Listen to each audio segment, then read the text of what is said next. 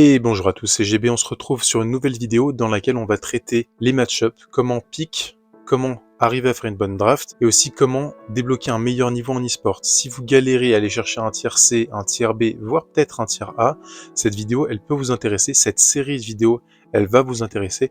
Je mettrai des timecodes dans la description pour que vous puissiez revenir à certaines parties de la vidéo précisément sans galérer à rechercher. Et pour ceux qui veulent sauter par exemple l'intro qui, je vous dis, fait 2 minutes 30, 3 minutes, vous pouvez directement sauter au début de la vidéo dans les timecodes. Je vais essayer de faire en sorte de faire le guide le plus complet qui est sur YouTube. À mon sens, ce sujet, il a été souvent traité trop vite ou alors pas dans les détails parce que les gens ont la flemme de vous expliquer. Il y a beaucoup de très bons joueurs et de joueurs pros qui mettent en place tous ces tips et toutes ces façons de penser, mais ils savent pas vous l'expliquer. C'est soit il y a des très bons joueurs, mais qui savent pas expliquer, soit il y a des gens qui savent très bien expliquer, mais qui sont des mauvais joueurs. Donc du coup, ils arrivent pas à cerner toute la dimension des pics, de la draft et de toutes les situations qu'il faut prendre en compte.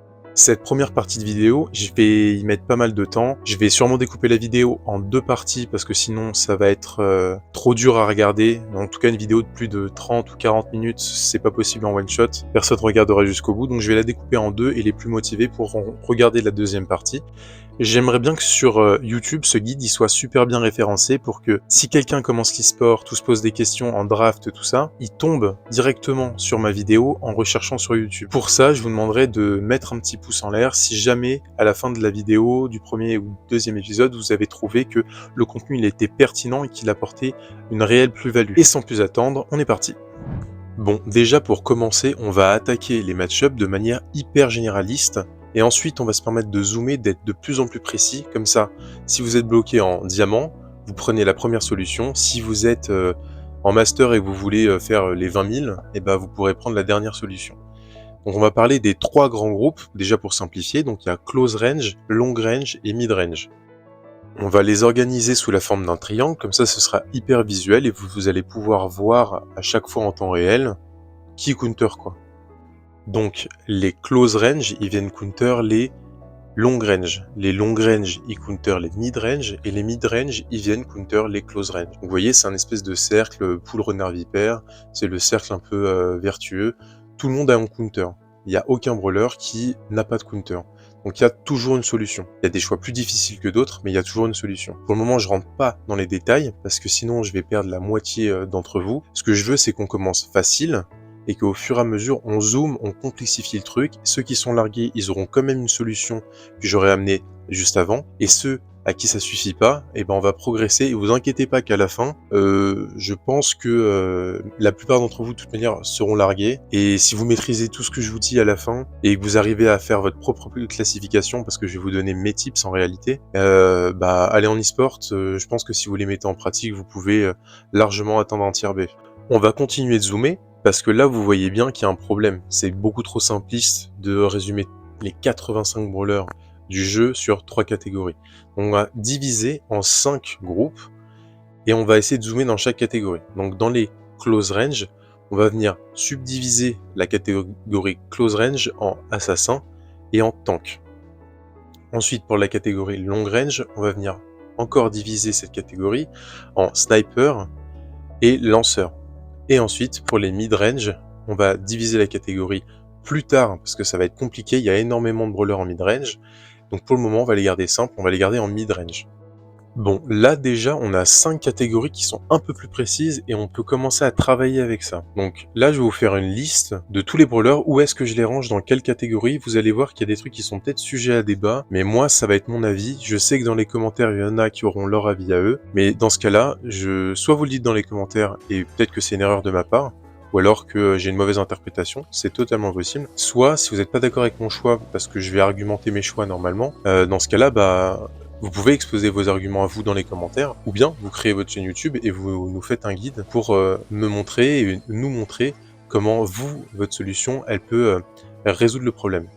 Alors voilà, je fais ce petit disclaimer maintenant parce que je sais que dans les commentaires, il y aura toujours des petits malins ou des gens qui ont plus d'expérience que moi qui vont venir me dire que ça marche pas, ça marche pas, que là il aurait fallu faire ça.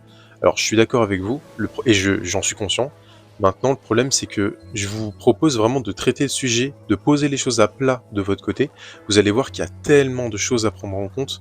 Quand on connaît bien le jeu, il y a tellement de petits tips que va falloir trancher un moment, parce que c'est comme si vous prenez un barlet par exemple, c'est un lanceur qui contrôle, mais si vous prenez le gadget du heal, il passe en soutien contrôle. Donc vous allez voir que c'est sans fin. Si vous commencez à faire des exceptions, par exemple Daryl, va falloir faire un choix. Vous pouvez pas le mettre dans assassin et tank. Enfin si vous pouvez, mais ça va durer des plombes. Moi je vais choisir de le mettre dans assassin dans les futurs guides, parce qu'il y a un moment il faut avancer, sinon ça va me faire des vidéos d'1 heure, 2 heures sur une série de 50 vidéos. Ce sera pas audible.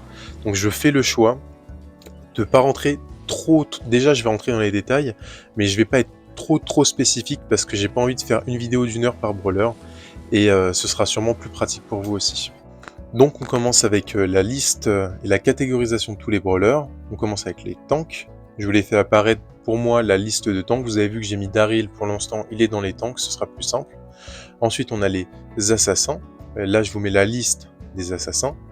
Ensuite on aura tous les mid-range. Je vous mets la liste, et là vous voyez que c'est pour ça, ce que je vous disais, c'est que il y a un moment il va falloir trancher, parce que vous avez vu qu'il y a tellement de mid-range. Je vais encore les catégoriser plus spécifiquement après, ce sera beaucoup plus compliqué, et ça va faire un peu de tri, mais je veux dire, c'est le genre de truc pour lesquels il faut être précis, mais il va quand même falloir faire des généralités. Ensuite je vous mets les lanceurs, et donc je vous affiche tous les lanceurs, on verra après ce qu'on en fait, et ensuite les long range. Voilà, et ça on va les positionner dans les 5 catégories dans un pentagone. Donc là, on a un truc plus précis, mais qui reste encore trop généraliste, donc on va zoomer dans ce pentagone, et on va essayer de voir qui fait quoi par rapport à quelle catégorie. On va commencer par les lanceurs, donc les lanceurs ils counter les mid-range. Ensuite, les mid-range ils viennent counter les tanks et les assassins. Ensuite, les tanks ils viennent counter les lanceurs, les long range et les assassins. Les assassins ils viennent counter les long range et les lanceurs, et ensuite les long range ils viennent counter les mid range et les lanceurs, mais que dans les maps open, et les lanceurs ils counter les long range à l'inverse, mais dans les maps fermées. Là vous voyez qu'avec ce pentagone amélioré, on a déjà un truc plus précis qui est déjà applicable en Power League, enfin en Ranked. Avec ça, vous n'êtes pas trop bête et vous savez à peu près jouer techniquement, il n'y a pas de raison que vous n'arriviez pas au Master. Donc ces 5 catégories, elles sont déjà plus précises, elles nous permettent de faire des choses. Maintenant, on va pas s'arrêter là, on va continuer de zoomer, parce que c'est encore trop généraliste. Donc, on va faire des sous-catégories, des sous-groupes, à partir de ces catégories qui sont des sous-catégories. Donc, vous voyez où on va aller, ça va être super long. Donc, accrochez-vous, là, ça va commencer à se complexifier. Je vais vous amener 7 sous-catégories. Ça, c'est les 7 auxquels je pense là maintenant. Il y en a peut-être d'autres, mais je vais essayer de garder ça simple, déjà que c'est compliqué. Donc, je vais vous mettre mes 7 sous-catégories à moi. Et on va pouvoir travailler à partir de ça. On reprend nos 5 catégories et on va les subdiviser. Donc là, tout ce que je vous dis, donc toutes les 7 sous-catégories, c'est pour chaque catégorie déjà existante. Donc ça veut dire que si on prend les tanks, pour les tanks, il y a ces 7 catégories. Ensuite, pour les lanceurs, il y a ces 7 catégories. Donc vous allez voir que ça fait 5 x 7, ça fait 35 sous-catégories. Ça fait quand même beaucoup. Et là, on va venir repositionner les 84 brawlers. Je ne vais pas positionner Shade. On va venir les repositionner dans ces sous-catégories qui étaient déjà dans des catégories. Donc ça nous fera un truc, ça va dégrossir le truc, on va commencer à filtrer, et pour les drafts, on aura des trucs beaucoup plus précis. On est resté dans des généralités dans cette vidéo. Pour les joueurs qui sont le plus en retard, déjà avec ça, vous allez passer mythique et légendaire, si vous appliquez tout ça. Maintenant, il n'y a rien qui vaut la pratique. Si vous restez sur la théorie, c'est sûr que vous n'allez pas tellement progresser. Donc je vous conseille de vous forcer à appliquer les petits concepts que je vous mets dans la vidéo. Là, pour les plus motivés, je vais sortir la deuxième partie qui sortira dans 2-3 jours. Ça sera la continuité directe de la vidéo, juste j'ai décidé de la couper en deux parce que au niveau du watch time, personne va regarder une vidéo de 35 minutes, ça vaut pas le coup. Et je préfère que la deuxième vidéo, il y a un tri qui soit déjà fait. Je saurai que les plus motivés vont regarder la deuxième partie et ça me permettra aussi d'avoir vos retours. Allez, à plus.